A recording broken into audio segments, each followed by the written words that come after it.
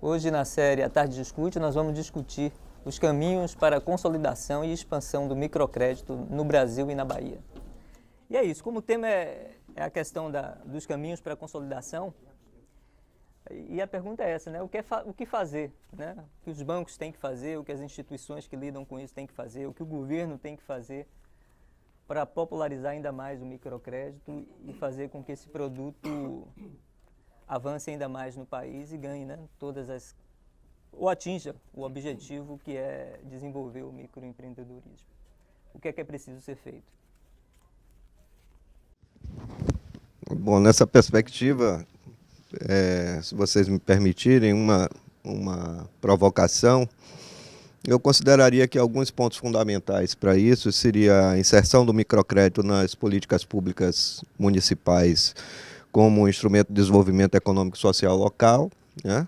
A partir disso aí, uma sensibilização e mobilização do público-alvo do microcrédito na Bahia e no Brasil para a educação empreendedora, o que consequentemente vai levar essa população à elevação do seu status social, né? E assim, lembrar que o SEBRAE, na perspectiva de sua visão, que seria promover a competitividade e o desenvolvimento sustentável dos pequenos negócios e fomentar o empreendedorismo para fortalecer a economia nacional, está sempre disponível como parceiro nos momentos de capacitação gerencial e de capacitação na questão da gestão dos pequenos empreendimentos, para que esses pequenos empreendimentos se profissionalizem cada vez mais e a população de microempreendedores e de pequenos e médios empreendedores esteja sempre em processo de evolução de sua, que nós chamamos de sua maturidade empresarial, né?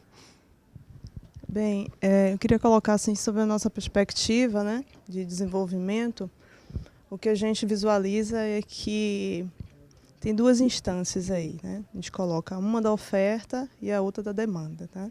Então, em relação à oferta, eu acredito que a gente tem que reunir mais atores, né? Trazer mais gente para fazer microcrédito, porque o número de pessoas demandantes e que necessitam desse tipo de operação ainda é muito grande no nosso país. Então, só para vocês terem ideia, existe uma estimativa que são de 27 milhões de pessoas que hoje estão atuando por conta própria, né? E dados que foram disponibilizados pelo Programa Nacional de Microcrédito Produtivo Orientado revelam que, em estatísticas que são reunidas de 2008 até 2014, julho, acumulando 19 milhões de pessoas atendidas. Mas dentro desse número, ele tem muito desse número aqui é renovação de operações, tá? Então, considerando aqui que deva girar em torno de 70% a 60% o número de renovação, ainda estamos muito longe de poder atender esse público. Trazendo para o ambiente, para a Bahia, o dado, então, em torno de 3 milhões de pessoas estima-se que hoje estejam trabalhando na informalidade. E reunindo hoje as instituições que operam com esse segmento, o número ainda está bem distante, né, da gente alcançar. Então, o desafio acho que é criar condições para que outros operadores também possam se somar aos que hoje já estão atuando no mercado e ampliar a participação desses atores, tá? Então, aí eu estou falando, além do setor público, falando do segmento privado, estou falando instituições do terceiro setor e divulgação, né? Uma outra linha na base da oferta que pode ser trabalhada é a questão de formação de parcerias, tá? E aí, nesse sentido, o programa Cred Bahia, ele já tem uma formatação com prefeituras municipais até, que consegue levar o acesso de programas a locais mais distantes, onde ainda não tem outras instituições instaladas que possam fazer isso. Então, aqui cabe destacar o papel da prefeitura e dos agentes de crédito, que têm dado uma grande contribuição nesse sentido e expandir os números, né? Apesar de tudo, e sobre a outra perspectiva da demanda, né, que eu queria aqui acrescentar, que é o trabalho de disseminar mais a questão da educação financeira, técnicas de gestão, como um elemento realmente estruturador da demanda, para que a gente possa consolidar esse produto e expandi-lo. Muitos dos programas de microcrédito que surgiram foi no sentido de inserir parte da população que não tem acesso ao sistema bancário tradicional, né? Então, à medida que essas pessoas tenham tendo acesso a crédito e que elas fortaleça o seu empreendimento, vão crescendo, eles vão começando a ter necessidade de outros produtos que algumas instituições, por limitação legal, não conseguem avançar, né? Então, o caminho realmente é a inserção em instituições financeiras que possam lhe dar acesso a esses outros produtos. Não obstante todo esse cenário de dificuldade que eu estou colocando aqui, acho que é importante também a gente valorizar o percurso que essa política já teve até então, né? Que está sendo maturada desde inícios do final de anos 90. E, só para vocês terem ideia, tem um dado do PNMPO, consolidando, 2008, foram 2 bilhões de reais, 2 bilhões e meio de reais colocados em microcrédito produtivo orientado, porque é importante também destacar essa terminologia. E 2013 conseguiu o número de 10 bilhões de reais e 300, né? Então, é uma cifra significante. Acho que a gente precisa também valorizar o trabalho que já foi feito até então, mas ainda falta realmente um bom caminho a gente alcançar, principalmente falando da realidade norte e nordeste do nosso país, que ainda tem diversas localidades onde as pessoas ainda não têm acesso a crédito dessa formatação, né? Microcrédito produtivo orientado. Pegando um pouco do que Márcia falou, realmente eu acredito que precisa divulgar e informar. E assim, de uma política, o meu colega ali falou, né, do Sebrae falou, em política pública, realmente uma política sistêmica, né, que envolva várias secretarias. Porque o que a gente vê é que uma secretaria trabalha determinado produto, fala em microcrédito e tem desdobramento em outras várias e elas não sabem, né? Então, eu acho que política pública, no sentido de disseminar, mas disseminar dentro do próprio governo e, a partir daí, ir para os outros atores. É uma forma de propagar positivamente o microcrédito. Boa tarde. Eu acho que tudo que foi dito até agora está perfeito, né? E, assim, só reforçando alguns pontos, a questão da cultura do empreendedorismo e a cultura do microcrédito como um agente alavancador do empreendedorismo, né? Porque tem muita... Às vezes a gente chega em algumas comunidades para fazer um treinamento, para fazer... e falar, a gente vai falar sobre empreendedorismo. E aí muita gente vai fazer um curso e já pergunta assim, tem dinheiro? Vocês vão fornecer dinheiro para a gente? Então, assim, como se aquele dinheiro fosse para resolver outros problemas que não tem nada a ver com o empreendedorismo. Então, eu acho que essa questão da cultura, e aí já foi colocado algumas questões aqui, né? A questão do microcrédito orientado, do treinamento, da capacitação do empreendedor para que ele possa ver esse crédito como uma oportunidade de crescimento, né? De inserção, exatamente, né? De inserção para que ele possa crescer. Então, eu acho que à medida que massificar isso aí, eu acho que assim, um evento como esse que a Tarde está coordenando aqui é de fundamental importância para isso. Discussão, convidar os atores, os principais atores, eu acho que também tem que envolver mais atores e os caminhos assim que podem, né, a questão que foi colocada aqui, caminhos, esses que estão sendo colocados aqui, e eu acho que uma agenda de desenvolvimento para o microcrédito. Eu acho que todos esses atores se discutisse mais num fórum, se criasse uma agenda comum. Claro que cada um tem sua forma de atuação, cada um tem seu foco, ou geográfico, ou por sexo, né? Como já teve algumas instituições, como o Banco da Mulher. Então, cada um tem seu foco de atuação. Mas existem pontos que são comuns a todos. A questão do microcrédito. Então, acho que se os atores se reunissem, discutissem, criassem uma agenda e onde os pontos em comuns pudessem todos trabalhar juntos, acho que ganhava uma força maior. Então, eu acho que é por aí. E sempre divulgar.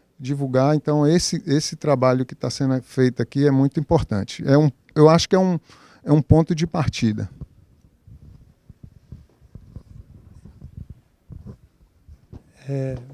Boa tarde. Eu sou aqui mais como é que se diz, aprendendo com vocês do que qualquer coisa, mas a vontade de ajudar é grande. O que eu imagino é o seguinte, nós temos feiras regionais, nós temos encontros de comunidades humildes em igrejas, devemos ter feiras de paróquias que devem ter na região. Podem ser polos de multiplicação da ideia do microcrédito também, né? Boa tarde. Em primeiro lugar, agradeço o convite e parabenizo a Tarde pela iniciativa e aí pelo patrocínio também do Banco do Nordeste. Acho que algumas questões, acho que interessantes para reflexão, né? Em primeiro lugar, eu colocaria o seguinte: o microcrédito surgiu e está localizado no ambiente social, econômico, né? E por que não também cultural, antropológico, que precisa ser melhor conhecido, né? Eu chamo isso de economia da pobreza. É um ambiente social muito próprio e que às vezes é simplificado a somente pensar no crédito. Eu acho que essa simplificação não ajuda a avançar, não ajuda a evoluir, né?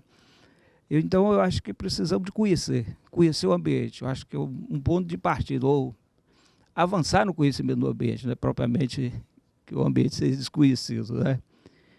Aí por isso que cada um tem uma estatística, um é 10 milhões, outro é 20 milhões, outra instituição diz que é 15, né?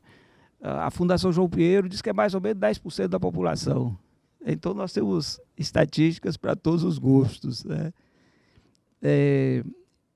E também eu acho que precisamos de algumas questões que são mais de natureza macro e outras mais operacionais, micro, e tentamos pensar num espaço que possa conviver iniciativa privada, setor público, setor lucrativo, não lucrativo. A gente tem uma visão mais ampla disso, né? E eu diria que uma das questões que ocorreu com o microcrédito do Brasil, e talvez precisa ser refletida, ser revista, primeira questão, microcrédito em condições de mercado. As ações do governo federal levou para a estatização do microcrédito, para o subsídio. Estamos vendo aí o que está dando o subsídio. Estamos vendo onde estão as contas públicas e até onde podemos sustentar o subsídio a todo custo, a toda hora, né? E o banco, cadê o orçamento? Essa é uma questão. A questão do mercado, importante, juros de mercado, em condições de mercado. Certamente teríamos mais atores em condições de mercado.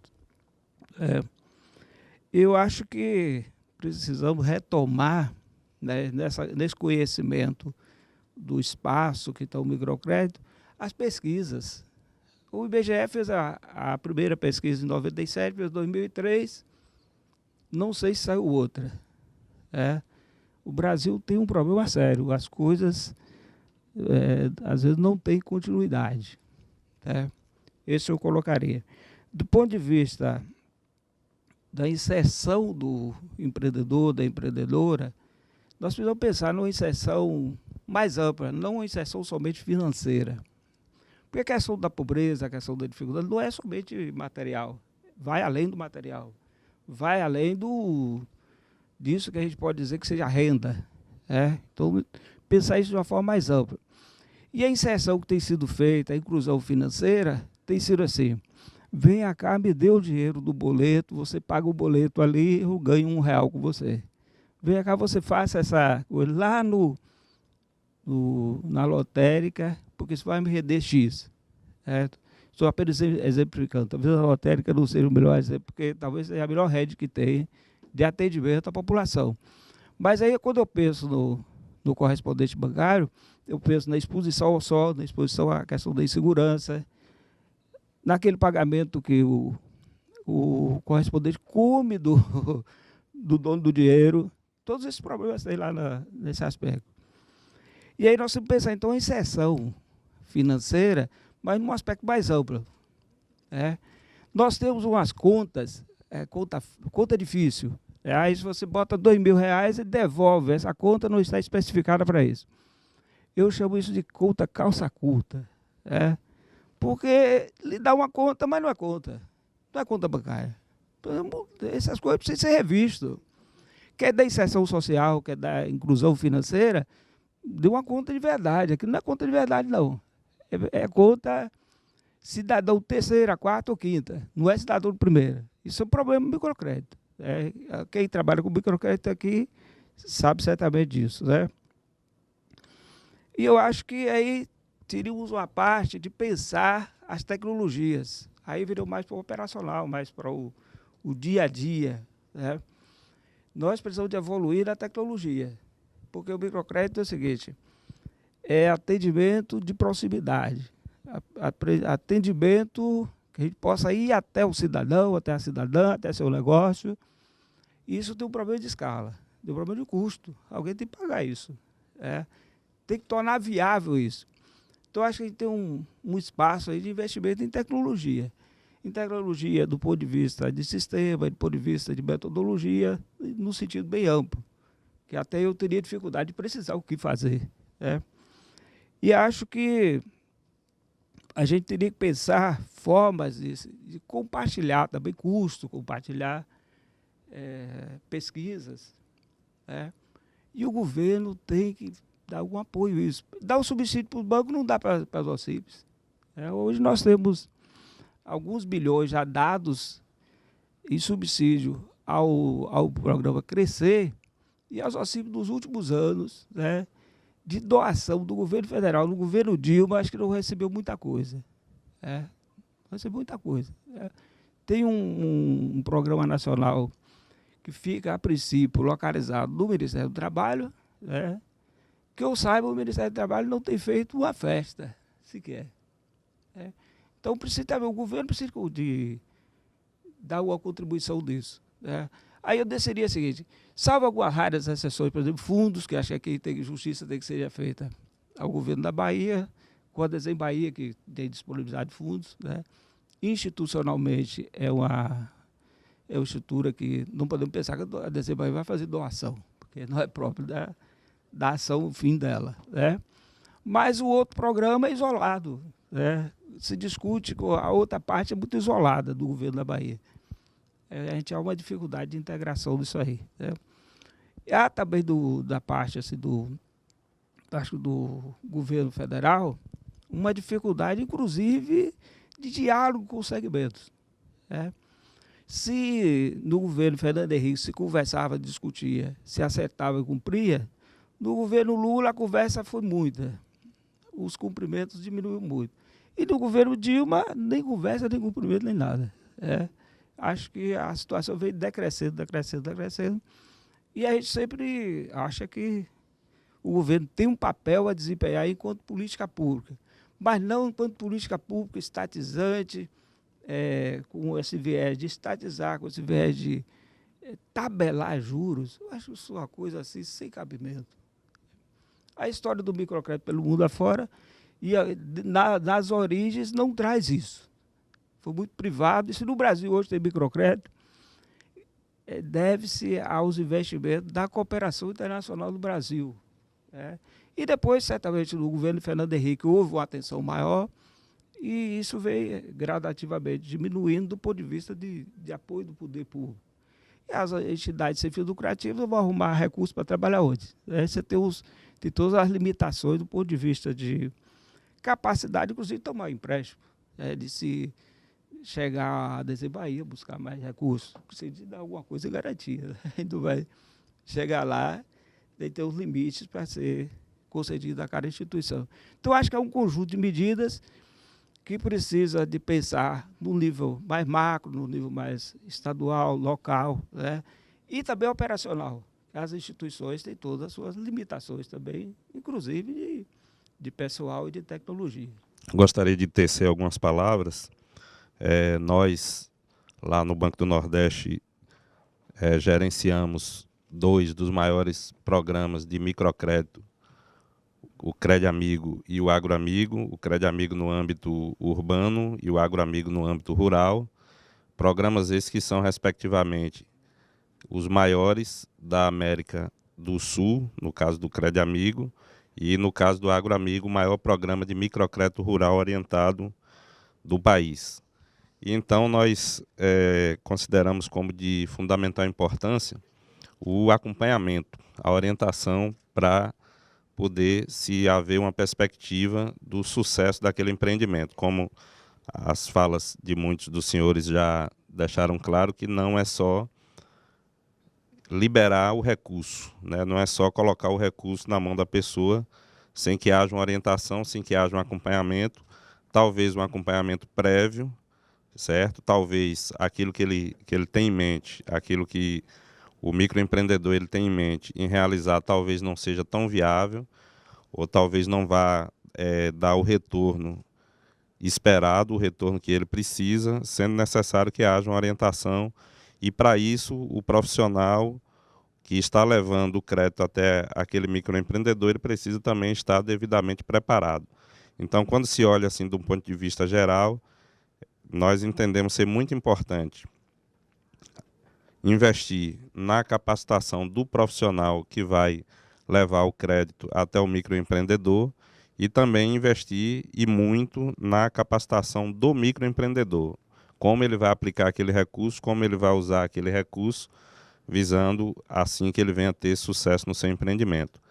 E em relação às políticas públicas, nós entendemos também ser muito saudável e muito necessário que haja uma sinergia entre os programas de microcrédito e os programas políticos, os programas de política, melhor dizendo.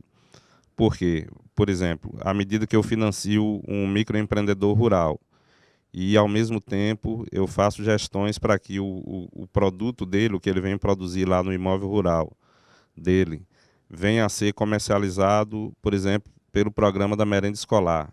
Então, eu vou fazer assim uma ponte, uma coisa que vai fazer a engrenagem funcionar e fazer tudo andar.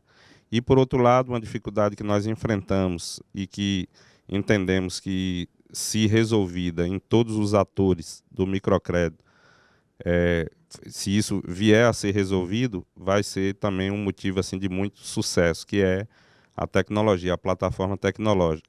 Porque o sentido do microcrédito, principalmente quando nós o olhamos como o microcrédito orientado, é a proximidade entre o tomador do crédito e entre o agente que está oferecendo o crédito.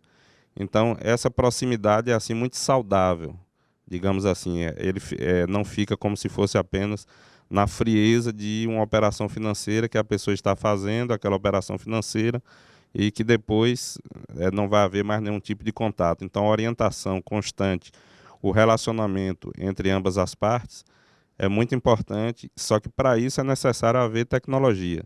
Porque imagine se esse processo ele se tornar burocrático e demorado, então dificilmente vai se chegar ao objetivo esperado em pouco tempo. Então é necessário que haja um investimento em tecnologia para que haja um maior sucesso. Eu concordo com as falas de todos os colegas que falaram aqui. E só agora eu gostaria de frisar mais alguma coisa. Tá? Então, como banco, a Caixa entrou no mercado de microcrédito há muito pouco tempo, né? Então, a gente entrou em agosto de 2011, né, que a gente começou a operar efetivamente através da rede bancária, com o microcrédito. De lá para cá, a gente já concedeu 3,2 bilhões, tá, para 1,2 milhões de empreendedores. Né? A gente viu já aqui anteriormente que o Banco do Nordeste está há mais de 10 anos no mercado, o Banco do Nordeste tem números bem maiores, né, e está com know-how bem maior. Então, a gente está começando, ainda não tem o know-how, com certeza, do Banco do Nordeste. E a minha percepção, e aí não chega a ser a da Caixa, mas a minha percepção, que o desafio é muito grande, né? O desafio ainda é muito grande. Eu acho que não é nada que vá se resolver em curto prazo, porque, para mim, parte do princípio desde a educação fundamental. Né? Então, quando a gente fala de microcrédito, quando você vai analisar aí os países que estão mais desenvolvidos, você percebe que o microcrédito é fundamental para o desenvolvimento econômico e social do país.